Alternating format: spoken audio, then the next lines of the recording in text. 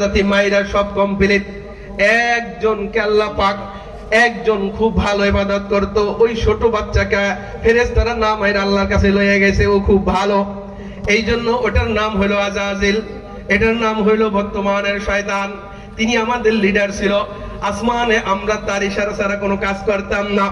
এই যে সিংহাসনে বসা, আমাদের এই আজাজিল, এই যে শয়তানের এই একটা সিংহাসন ছিল, এই সিংহাসনে তিনি বসা থাকতেন। তিনি ইশারা করতেন আঙ্গুল দিয়া, আমি জিব্রাইলও এই দিকে যাই, মিকাইলও যায়, ইসরাফিলও যায়, আজরাইলও যায়, কুল কায়নাতের ফেরেশতা তার হুকুমে কাজ করতাম। তিনি যেই দিকে ইশারা করতেন সেই দিকে আমরা যাইতাম।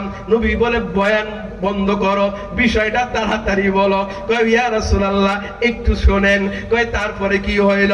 কয় আমরা তো তার ইশারায় চলে। একদিন আল্লাহ পাক ডাক দিলেন। এবার আল্লাহ পাক সবাই আমরা হাজির উপস্থিত মজলিসের ভিতরে, আমাদের লিডার আমাদের চেয়ারের ভিতরে বসা। আল্লাহ পাক ডাক দেয়া বলে, এই শয়তানরে ডাক দেয়া বলে, এই শয়তান চেয়ার থেকে নামো, এখান থেকে নাইমা বিতাড়িত হও, ফাখরুজ নামো, বের হইয়া যাও। এই কথা যখন বলছে, বের হইয়া জাহান্নামী বানায় দিলেন। কারণও আছে, পরে বলবো। এবার আমাদের লিডাররা নামাই দিলেন। আমরা ভয়ে থরথর করে কাঁপতেছি, যার ইশারায় সব চলতো। এখন তিনি জাহান্নামী হয়ে গেছে আল্লাহর একটা হুকুম অমান্য করার কারণে।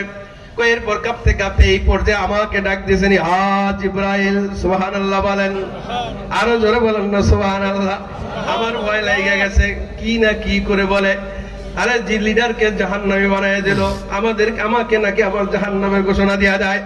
আমার ওই চেয়ারের মালিক বানায় দিলে, জিব্রাইল তুমি আজকে সব ফেরেশতাদের লিডার, তুমি যেমন ইশারা করবা তোমার হুকুমে আসমানের সব ফেরেশতারা সেইভাবে চলবে। একবার নিচের দিকে তাকাই, আর একবার উপরের দিকে তাকাই, তাকাইতে তাকাইতে আমি বলে দেই, এই মুহাম্মদুর রাসূলুল্লাহর চেহারা ওই আসমানের চন্দ্রের চাইতে কোটি কোটি গুণ বেশি সুন্দর। বলেন সুবহানাল্লাহ। चांद से तशबीह देना ये भी कोई इंसाफ है, उसके चेहरा पर छाया साद से अफजाल है।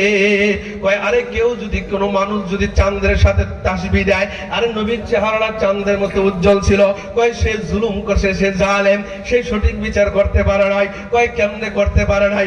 আরে মুহাম্মদুর রাসূলুল্লাহর চেহারার উপরে একটা কালো দাগ, ওই কালো দাগটাও এত সুন্দর, আসমানের চন্দ্রের